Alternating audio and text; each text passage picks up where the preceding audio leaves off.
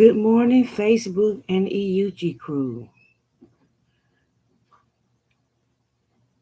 Welcome to today's live. We will give people time to chime in if they want to. Let's give people another minute or so to chime in.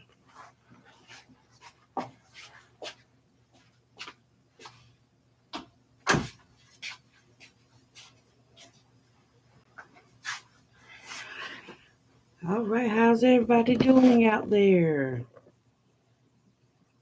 God bless everybody. I hope everybody is doing okay. Come on in to this good live. Come on in.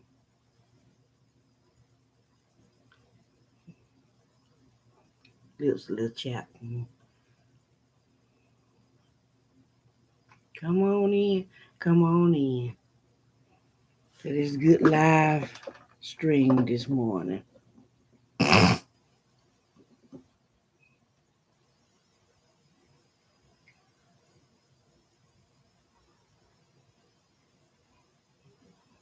right, come on in. Come on in.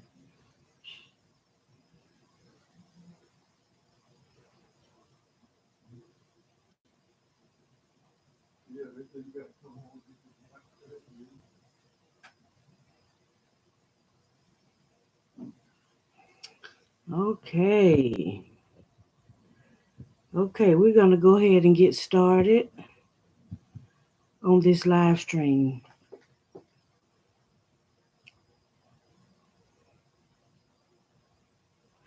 Okay, today we're going to talking about arresting, or some people say kicking, a substance abuse issue, substance abuse habit. Um, the disease of addiction, um, it entails where it's something in your life that you are forming a habit with, and it's causing obstacles in your life where you can't stop. You try to, but it's hard, and you just don't know what to do. That's when an addiction forms. Now, according to the medical community, addiction is a disease. Some people don't want to see it that way. Some people do. It's up to you. But it's all an issue that you have that you do over and over again, and you can't stop, and it's causing issues in your life. Um, so that's what. So in particular, when most people think of addiction, they think of alcohol and drugs. There are many addictions: food, shopping, sex, gambling. It's a lot of addictions, but I'm going to be chiming in on drugs and alcohol. Now, these techniques that I'm expressing can really go for any addiction. You just take in and out what you may need, take in and out who you go to seek help from, take in and out what your support gonna look like while you're doing it. So it can go for everyone, but I'm gonna just particularly express what to do if you have a drug or alcohol problem and you see that it's destroying your life and you want help and you want it arrested, you want it stopped. Okay, now when it comes to drugs and alcohol addictions, it's very cunning and baffling. You know, a lot of times when you're in active addiction from these things, you lose trust of your family, you lose things. You can't go without doing it. You're hurting your children. You can't keep no money in your pocket. You go to jails. You end up in institutions. Some people end up dead. So if you got a problem like this, the first thing you need to do, in my opinion, is to try to stop. Now it's hard to stop cold turkey, but some people do. So, but when you stop and your body's filled with all these substances, it is good if you can try to get detoxed. Now, some people will go to an actual facility. Back in the day, you could go for 14 days, 30 days, 60 days. But now, when they detox you, they're going to give you maybe up to 7 days. Most it's from 3 to 7 days, depending on what kind of insurance you have. Now, while in detox, what they do is they try to stabilize you. They're going to give you a physical. They're going to check all your vitals.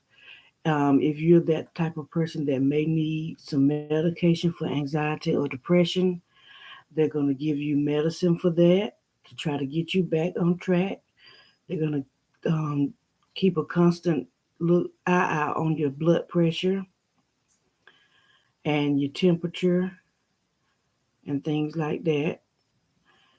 And they're going to introduce you to different groups while you're there too. Sometimes Alcoholics Anonymous will come, sometimes Narcotics Anonymous will come. There's also a support group called Celebrate Recovery, which they zoom in on addictions, and they go a more spiritual route, unlike and they place emphasis on God and Jesus and how He can help you make it through. But see, some people aren't there, especially when you're coming off drugs and alcohol. Some people be mad at God; they don't want to hear nothing about God. That's why in Alcoholics Anonymous and Narcotics Anonymous, they say higher power because you don't know who a person believe in. They suggest that your higher power be somebody bigger than you that is loving and kind and can help you. So sometimes it can be a tree. It can be the group, the support group. It can be anything that you believe in that is bigger than you and is loving and kind.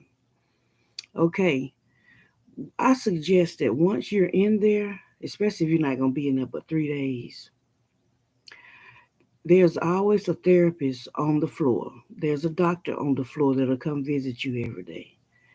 You get with that therapist. And if you really want to help, you tell that therapist what you need. If it's anything, but if sometimes um, outpatient services will come pick you up from the detox. Sometimes some people may want to go to a long term treatment, which, a lot of the long terms last anywhere from 6 months to a year. They do offer long term, but you got to be a determined person who will make that call, that will sound sincere and really serious about getting into these facilities because they can't accept everybody because everybody ain't trying to get help. Everybody ain't trying to do better. So they don't want a spot to be taken for a person that's really not serious about what we call recovery. Just like when you get surgery, you have to recover. If you get sick, you have to recover. Substance abuse, addiction, that's a sickness. So you're gonna have to be in recovery in order to get better. Now, if you want to go to long term, go to long term. But if you that person that when that third day come and you don't want to go back out there in the streets like that, or you don't want to go back to using or drinking again, you may want to get in touch with an outpatient program. Now, most outpatient programs have like 3 to 5 days a week where you go in from like 9 to 1 and you discuss and find out what's really wrong with you. While you're in there, you can also get individual therapy because sometimes people don't want to be in that group telling their business. So that's why a lot of them offer a one-on-one with a trained therapist, licensed therapist, so that you can have more of an intimate recovery process when it comes to therapy. But they feed you, they offer transportation. Most of the time, if you don't have insurance, it's a way that they can um, get you in touch with people that will come pick you up and take you to these classes each day. So it's really no excuse. If you work hard at something, you can get it. You can do it. You let them people know what you need. You let them people know that I can't live here no more. People still using and drinking here. Or you let them people know I'm homeless. I don't have nowhere to go. You let them people know what you need. And if you're serious about changing, you're gonna do whatever it takes. Because one thing about it, people do whatever it takes to drink or get that next fix. So you channel that energy into some positive. That way addiction can work in your behalf, not against you. Okay. Now, if you go to outpatient, that's fine. If you don't, you don't. But some people, what they do is they go to either Alcoholics Anonymous or Narcotics Anonymous. Everybody don't like to go to these groups, but they work for a lot of people, and they have worked for a lot of countless people in this world. Um, if you go to either one of those support groups, it's suggested that you make 90 meetings in 90 days. You find a sponsor. You get a list of numbers of people you know that are trying to stay clean and sober one day at a time with the help of one another. You get involved. It ain't nothing but making coffee or going to a special banquet. Go out to coffee with other people. Just get involved in what they have going on, because one thing about those support groups, they have everything going on, whether it be parties, dinners, they have conventions, trips to go on. It's never a dull moment. You never run out of things to do in those support groups. The point is to be involved in something positive each day. They're gonna help you stay one away from that next fix or that next high. And also in these support groups, they suggest what you to work what they call the 12 steps with a sponsor. Now, the 12 steps, it may sound strange for some people, but it reminds me of the 10 Commandments. By working these 12 steps, you actually become a better person.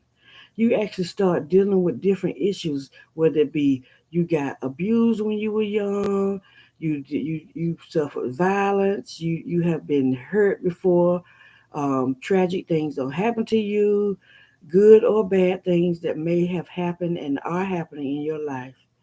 The 12 steps help you bring them to the forefront and deal with them. And eventually you're going to end up, some people be like, dog, I used to steal, I don't steal no more. I'm nicer now. Because first of all, you got your mind clear, and now you're able to open your eyes to other things because it's not clouded with drugs or alcohol. Now, some people don't go that route. Some people go celebrate recovery. Now, in Celebrate Recovery, they do it's more like you at a church service that you do praise and worship in the beginning, and they what they call the 12 Beatitudes, which are still similar to the 12 steps. All of it is a tool to use to help you become a better person. And I don't know about you, if you're a better person, that means you might not want to have to get high or drunk no more, especially if you don't want to. You got these tools. Now, some people just change their lifestyle, and some people don't want to go to prison or die. So they be like, I'm not going to use or drink no matter what. It's okay to do it for your children or whatever, but it won't last. You have to do this for yourself, one day at a time, on a daily basis. You can kick a habit, and definitely surround yourself around people that are positive and people that are doing positive things. You don't want to try to do recovery around negativity because it won't work. It won't work. But the ultimate thing is to make up in your mind, okay, I'm tired. I'm sick. I can't get nowhere in life. I got to change. And then, like I say, it goes for other addictions too. So all you got to do is ask yourself, what am I willing to do? What role am I willing to go? How far am I going to really stretch in order to participate in my own recovery, in my own life, in my family and friends' life, And I'm talking about real friends, not people that will persuade you to use again. See, when you get clean, it's easier for them to bring you back down than you to bring them up. So don't try to go saving nobody once this happened to you. You focus on yourself. It suggested that that first year you try to focus on yourself. If you don't have to work, don't work. If you're not in a relationship, chill out for a little while because you want all your attention to be on staying stopped, getting better, feeling better about myself, being that good Samaritan. You want to focus on that. Some people can't help if they're married. Some people can't help where they stay. But it's good that first year at least not to make no major decisions. Everybody can't move, but if you can move to a safer area, do it. I know that temptation will be everywhere still, but you can eliminate some of that in some of the choices you make, especially in early recovery. So these are just a few pointers that if you think you might need, NA.org is a good resource to tell you different meeting schedules. AA, um, they have their meeting schedules. If you can Google different behavioral health facilities and detox centers in your area, just Google it. They'll tell you and make that call or get somebody to help you make that call. Don't be afraid. It's not going to be easy now. It's not going to be easy, especially in detox. Those days you may have be with other behavioral health patients. It's not going to be easy, but all you have to do is remember, do I want this or not? Nobody can make you do this but yourself. And when it get hard, you got to ask yourself, do I want this or not? Am I willing to do whatever it takes? And like I say, different people is different strokes for different folks. But I'm giving you some of the techniques that most people use in order to stay stopped one day at a time because that's all you have to do. Take it one day at a time. Sometimes you have to take it 1 minute at a time, 1 hour at a time, 1 second at a time. And you can do it. You can do it. Don't let nobody put, oh, you ain't gonna be able to do that. Sometimes people will put bets on you. Don't worry about them people. You can do it. There is a way out. Sometimes people may tell you, oh, you'll never change. It ain't going to get no better. But there is a way out. And these are a few of the techniques that you can use in order to make a change. And a lot of it is being around positive energy each day. If it ain't nothing but walking the old lady across the street, try to do something positive each day. And each day you do that, and your life start getting better. You may end up with a job. You may end up with a nice, comfortable, safe place to live. You may end up with a good relationship. You may get your kids back. You may get a relationship with them. Families that didn't trust you no more, they'll trust you again. All this is part of the recovery process. But it's good to have someone with you, if they call it a sponsor or whatever you want to call it, that has been down this road and they can give you techniques on a one-on-one basis in order to succeed.